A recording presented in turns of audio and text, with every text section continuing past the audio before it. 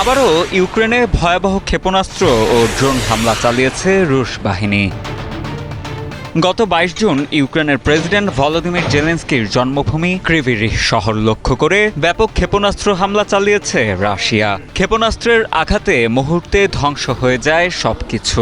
ভয়াবহ এই হামলায় অন্তত ৯ জন নিহত এবং ২৯ জন আহত হয়েছেন, যা গত কয়েক মাসের মধ্যে সবচেয়ে বড় হামলা।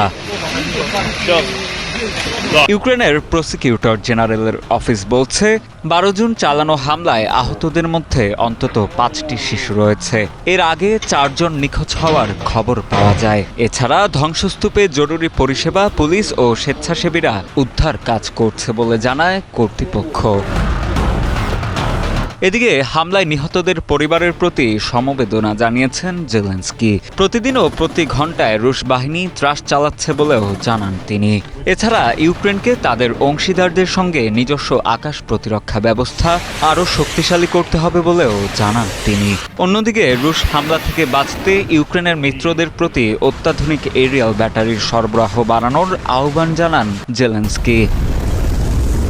২ বছরের বেশি সময় ধরে শক্তিশালী রাশিয়ার বিপক্ষে লড়লেও রণক্ষেত্রে ক্রমেই পিছিয়ে যাচ্ছে ইউক্রেন।